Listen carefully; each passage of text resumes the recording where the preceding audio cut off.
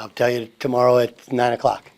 I think you have to ask Marcus, but I think our spirits are good. Look, we're a good basketball team. Everybody in this league's sort of at the same level. And they all kind of look like this. And, we got off to 2 slow starts at the Resch. We just got to do a better job as a coaching staff of prepping them and then of adjusting in-game earlier. Because I would say if I'm self-critical, some of the adjustments at halftime obviously have kind of freed us up. But we probably need to make some of those adjustments a little bit earlier. Marcus, you've been here for 2023, it was really good, and late in the season you guys kind of, pummel, and then last year you go through adversity. Do you think this group can come out on the other side of things? Yeah, definitely. I feel like even early in the season we showed that we can go through adversity and come through it on the other side. Like early in the season, before the Virgin Islands, we had a couple bad losses. Some of the games we played were going to be tough for us to win no matter what, but a couple of games we thought were very winnable. We didn't play up to how we thought we should have, and obviously in the Virgin Islands we played good, and then they played good, and then when we came back we were solid. So I feel like we've shown that, and I feel like we're all confident that we can do that. Marcus, your coach has talked a lot about wanting to gain respect from the rest of the league. How do you guys go about doing that throughout the rest of the year? I feel like me personally is just playing more physical and not letting kind of post guys, I don't even know how to say it, but just playing more physical and asserting myself more on the defensive end early. And then as a team, just executing our game plan. I feel like we talked about it as a team, but the Cleveland State game, we were trying to run guys off the three-point line. We didn't do that. And then this last game, our game plan was to not let them score in the paint, and we didn't do that early either. So I feel like it's not about what they think of us, it's what we think about us and how we prove it to ourselves. How much of that is physical toughness and how much of that is mental toughness? I feel like it's about even. I feel like for me it's more physical just because I play in the post and stuff, but then probably for more of the guards, it's more mental, knowing who you're guarding, if you're switching a lot, knowing if he's a shooter, knowing if he's a driver. But I feel like for all of us it's both, but a little bit more for different types of players. Doug, it's clear kind of like the pace you guys want to play on offense, but these slow starts and you're bottom of the league in scoring and field goal attempts. Is that hurting you early in these games? And basically what I'm asking is, do you want to see your team shoot the ball more and play with a little bit more pace? Well, yeah, we had 52 in the first half against Northern Kentucky. Yeah. And that was without a ton of transition buckets. Yeah. So, I don't care if we play fast or slow. It's about being efficient, taking good shots. And, I don't, look, we're just not really constructed to play at a feverish pace, and I think we can make people uncomfortable by making them play in the half court. This team especially. Northern Kentucky they got like a track team with some of these guys. So it's not that we don't want to take early open shots, especially open threes for three-point shooters. We want to take the right shots, can't turn the basketball over, and then we got to get back in transition. There's a bit of a misconception from a lot of people about pace versus actual pace, right? And what I mean is, just because you're taking fewer shots and playing deeper into clock does not mean you're not moving and cutting and spreading the ball. Where we think we get stuck is early in the game, guys are probing and looking for their own. Guys are looking for things that we saw on film instead of just moving it, and it kind of organically happens. And in the second half, the ball moves, our pace is better. So we need to have pace within each offensive set. The other part to it, which is a bit of a misconception, is our field goal attempts are low, but our free throw attempts are high. So, we play, and we have to have perfect spacing to be a good basketball team based upon how we're constructed. And the driver's got to drive, the cutter's got to cut, the shooter's got to shoot, and nobody can turn the ball over. And so I think we still want to maintain our own pace, but pace doesn't mean that we're not moving and cutting and taking open shots. It just means that we're not getting it and fiercely throwing down first shot, get the ball. We're not built like that because we can't we can't steal possessions. We're not a great offensive rebounding team. We've improved some. We're not a great defensive rebounding team. We've improved some. And to this point, I haven't felt comfortable enough with playing more guys And if you play at a 80, 90, 100 possession game, you got to play more. I got to play more guys anyway, but you got to play more guys. And again, we haven't seen the success off the bench that we want. So we got to find the right guys and the right mix, play a little bit faster. This is a very offensive-minded league. But we got to be smart about it because, it's like if we try and play in the 90s against Northern Kentucky, I don't think that works out great for us. It may organically happen where we score 90 points because they play so fast and then they're so spread out defensively, but we can't come in with that mindset that we're going to one pass shoot. That doesn't work for us. How has Marcus grown in your 2 years with him? Well, I don't, is he the same height? I mean, at the ball. I'm kidding. I'm messing with you. I'm being a smart ass. In a bunch of different ways. I think even in this year. So let me just go in total, and then I'll go with this year because they're two different things. Look, I don't know what it's like to be him, where you sign with one coach, you play for another coach, then he leaves and you play for another coach. That had to be super weird, right? Like, who's the head coach? What? Like, I don't even know what we're doing. And my style and Sonny's style are very, very different. Sonny was very precise with, you're going to do this, and do that, and do this, nothing else. Right? That works for him. That's how he does it. Where I was really impressed early on with his kind of natural basketball IQ, and I like guys to play and play free and be able to make reads, and especially somebody like Marcus, I do think he can make the reads. Sometimes he likes to cheat. He wants to know the answers to everything that's going to happen, and I just don't think basketball works that way. It's not always if this, then that, So I think that sometimes gets him in trouble more on defense where he's thinking too much instead of just reacting and playing. So I think the couple things he's grown at, he's become a more confident player, He has improved defensively. There's still steps to go. He's improved. I think that he's become more of a leader, although I think he's starting to understand that he still has to be himself within a leadership role. I think a lot of people, when we told him how good a player he was, and we still think he's that good a player, that people think, well, that means he's got to take 30 shots a game. Like, that's not who he is. Again, it doesn't mean that he won't take 15, 20 shots in a game, but sometimes his best basketball is just when, like I told him the Cleveland State game. Well, Cleveland State, he took a bunch of shots, made, 6 threes or something. What was the game that I told you he played so well you want to take? Fort Wayne, he played awesome. He took 5 shots. But they were, he had 2 cuts for layups. He hit open shots. He had a bunch of assists. He had a bunch of rebounds. He played great defense on Max, who you have to defend the three-point line against. So the thing about that he's taken the next step was, because when he came back from missing those games in the Virgin Islands, I think, and again, you'd have to ask Marcus, I think that he wanted to show like, hey, I'm still me. I still have my place in the team. You can win without me, but you really need me to win. There's all those kind of mental things to it. So where he's really improved even during the season is understanding that you can be our best player and take the third or fourth most shots. You just got to play the game within every game is a story unto itself. Some games we need him to score in the post. Some games we need him to facilitate. Some games we need him to step up and knock down threes. Some games we need him to flash in the high post and show his passing skills. Some games he's been our backup point guard and he's really, really good at it. So I think that he took the step in terms of his body and his mentality throughout last season and into the off season. And then I think the adjustment in season and understanding that just because you want to be an alpha and be a leader doesn't mean that we have to run every play for you.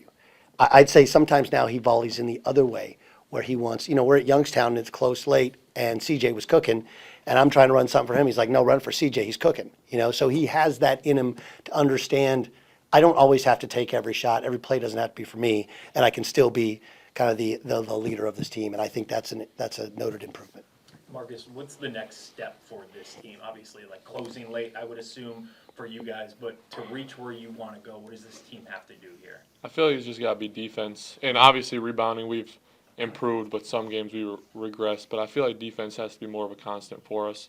Even in games where, like the last couple games where we had a slow first half and struggled a little offensively, we scored, in the high 40s. 55 against Cleveland State and Yeah. 47 against Wright State second half, right? So we know we can score, and we have a bunch of guys who do a lot of good stuff on offense, but I feel like defense just has to be our constant for games like that where we aren't playing good on offense in the first half or are struggling to shoot, even getting good shots. We just have to keep ourselves in the game and not dig ourselves such a big hole early. You've been linked at the hip with Preston when you guys came in here. What's it been like in your seat to see what he's doing in his final go-around in his college career? Yeah, it's really special because he's just a guy that deserves it and deserves to have a role like that on a team where he's like, I feel like, I don't even know how to describe it. Early on, he was on kind of a tighter leash, which he was probably used to being a walk-on and stuff, but I've enjoyed seeing him have like a bigger role on a team and a bigger leash, and I feel like that's really shown how good he is as a player, especially this year, even last year too, and just being the leader that he is on the team. Marcus, how much have you kind of, like you heard Doug talking, fitting into that role of that maybe you don't have to be the hero, where you don't have to be the guy that like is taking a ton of shots, that it's, do you feel like you've kind of found your kind of groove with this team where you fit and don't have to be the star?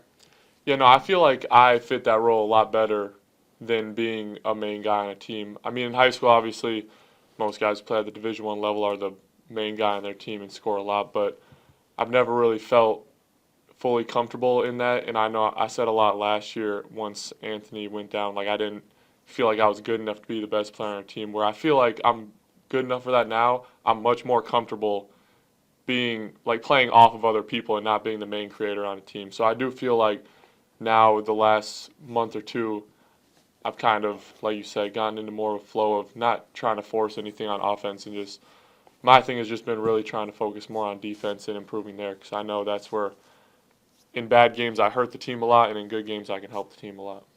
Doug, Marcus just talked about that defense and it being a constant needs to be an adjustment. Obviously on offense you can run plays, and on defense you can try to teach them to be more physical, but at the end of the day you can't go out there and put a jersey on and play for them. So how have you in practice instilled that in them, and have you seen since these last couple losses that they have kind of fixed that? Well, we started June 2nd, and remember our staff, I reassembled the staff in August. So some of the stuff, more of the offensive stuff changed. It still got my fingerprints on it, but also Coach Rupp. But Coach Gans also obviously has come in, helped with defense and overall coaching. But Coach Brown, we started kind of from the ground up.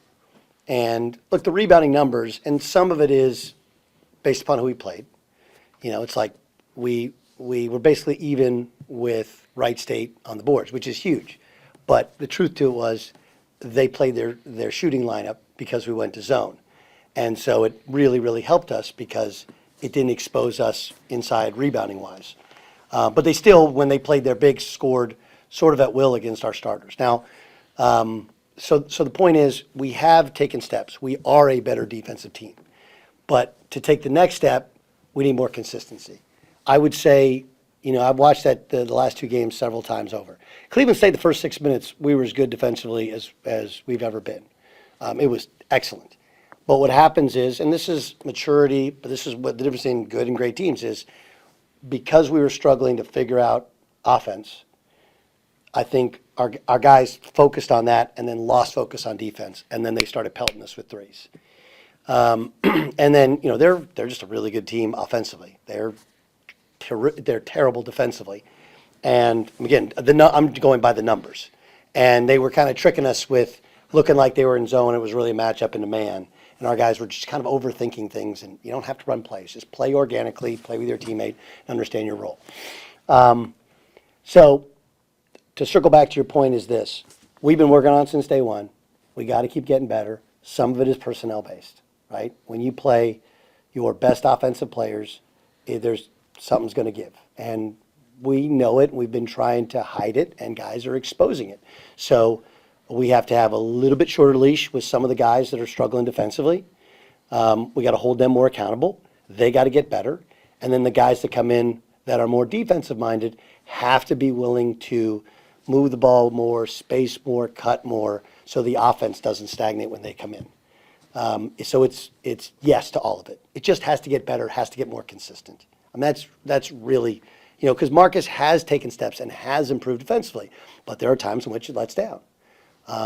there's a big play in the game where we have Matawan in the post, and so, I mean, he's a mountain in there, and he did a really good job on Pickett, their freshman, and we knew that anytime they got in the post, double or no double, Pangonis was 4. Pangonis is going to cut, and then they space with the shooter in the corner. And so if you watch the tape, Marcus is doing the right thing where he's talking to Preston and telling Preston to take the hole. I think it should have been Marcus, but the big thing with any basketball team in college, you ask any coach, they're like, they don't talk, right? They don't talk. If you get left 5 cell phones on their chairs, they would text each other at timeouts, but they don't talk. So they're actually doing the right thing when they're talking, but if you look, Marcus turns to tell Rudy to take the middle, and then the guy cuts right when he turns. So they're actually getting better. It just is about consistency. It's no different than the offense. It's no different than anything we do. We just have to get a consistency of effort. And then, again, Matawan was kind of back from the proverbial dead where he really had been struggling with all the freshman thing, kind of hit the freshman wall a little bit. And he played his butt off. Ramel had been giving us really big minutes. He had a back issue the other night. So, but he really helps us defensively, hides a lot of things. LeBron Thomas, excellent at some things he does defensively. Some things he's late on, he gets confused on, or he fouls a lot because he's so physical. So we just need to get more consistent with our effort. The guys that are in the offensive unit have to, like Marcus is talking about, focus on your defense. The offense will take care of itself.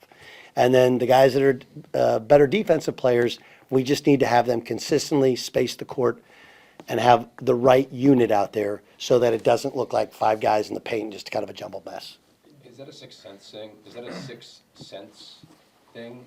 Or is it more so you guys just have to work on that here? Or Which does it one? happen- Which part? The defense, getting the defense more consistent, whether it's a mental thing or just doing it altogether. Does that happen here in practice, or does it happen in the game where it kind of happens organically and naturally? I think in practice, and I hope we don't over prep them, but we feel like we prep them really, really well. But again, you can't, it's different in the games. It comes at you really fast. And ooh, and then, we have some guys that they'll get in there and whether they won't pay attention or it just happens too fast at them. And, it's this is what we've talked about, which is hey, guys, if you're sitting over there, you can see all the actions. You got to make a mental note of all the actions. Who am I guarding? What am I doing? Where are they cutting? Where are they going? Because it's not going to change when you get in the game. It's the same set, same plays, same reads, and you just got to apply our rules to it. And look, sometimes you're going to get dinged. I mean, good players. I mean, the O'Day kid's a tremendous player, right? He's like a track star. So we have to be understanding of, as coaches, that sometimes guys are going to make shots. It's when we've told you what's coming, we've prepped you with our rules, here's what we've done, and if you don't do it, and you don't communicate to your teammate. But yes, you have to, it's both is the answer. Some of it is, it's like nature versus nurture, it's both. Some of it is we have to prep for it, they have to know it, and then they have to have feel for it in the game. Sometimes you got to go hey, I'm just going to go swipe the ball and tell my teammate to get my guy because we're getting killed in the post.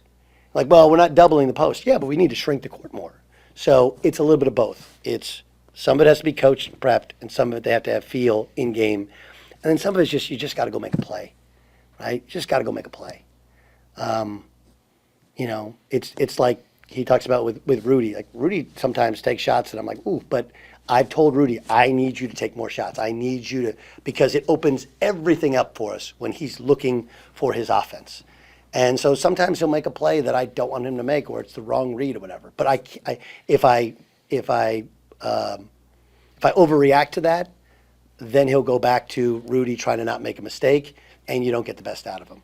So I think it's all 3 things combined. Have to prep them, and this prep started June 2nd. Then they have to have feel, and then you have to not overreact as a coach and simply put them in the best position to succeed and be willing to live with the consequences, because none of them are perfect. We're not perfect either. Doug, you mentioned going to your bench more and playing guys off the bench a little bit more. What goes into that decision-making process in game when you're at this point in the season? Ask me which sub, and I'll tell you. And I appreciate the transparency, but I guess just It's all different. Okay, it's yeah. okay. So we get to, you guys know every 4 minutes there's a media timeout. So before every media timeout, I'm trying to get Marcus or Rudy a quick breather. Okay, so I'll sometimes sub them quick. Okay, but I really struggle I almost never want to take them both out of the game because they're our two best ball handlers. It's not just about their shooting, but it's about their ball handling. So some of it is about trying to get those guys, steal those guys rest. Some is about matchups. I always go to Coach Ground and Coach Gans in terms of, okay, can we survive defensively? You know, do we have an offense possession coming up? And then do we want to foul on purpose in order to get the timeout to then get a better defensive unit in? But, you know, I mean, the subs are it's pretty obvious because you guys have seen our games, right? If you're subbing a shooter in, it's because you feel like you don't have the space, right? If we're subbing, you know, one of the two wings out, it's probably, one of them is probably because he's not guarding or rebounding, and one of them is because we just need to get him, we need to get him a rest, or we need to get more shooting into the game. You know, if Caden obviously is a weapon as a shooter, but he's not a true 5, and he's just a kid. Like, he hates it, but he's a redshirt freshman, so all this stuff is new. So sometimes we got to get an older player in the game, or I get my true 5s in the game. And, you know, it's a shame Mac rolled his ankle, and, you know, he had started to play without confidence, and we had lost a little bit of confidence in him. I probably, in fairness, Cleveland State would have been a perfect game to play him because he's a hybrid player, right? He can play kind of any position except point guard. But I thought he had great energy the other night, and he's kind of a Swiss Army knife. You can kind of put him sort of whatever, and because he can shoot, he can space the floor, because he can cut, he can finish, he's tough, he can rebound. Now, he's been struggling defensively, but some of the struggles defensively is like, there's a lot of teams where he doesn't really have a good matchup. Like, he's not really a 5, not really a 4, but if it's a really athletic 3, like, that's not him either. And shooters he struggles to guard, right? So you kind of got to live with whatever. So it's a jigsaw puzzle. And we're trying to create space offensively for what we do, but have to be able to guard the ball and have to be able to rebound. And the default, for the most part, this year has been, okay, can we rebound with this lineup? Can we defend with this lineup?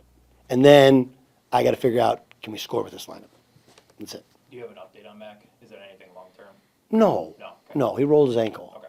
I don't think he'll play tomorrow, Okay. but I don't know. He's walking around in those hideous, what are those shoes called? Uggs. Are those Uggs? They're like those like Comfortable. Uggs. They're comfortable, but he's got like a sprained ankle. Like, dude, what are you walking around in those for? But of course, that's Mac. He's one of one. Yeah.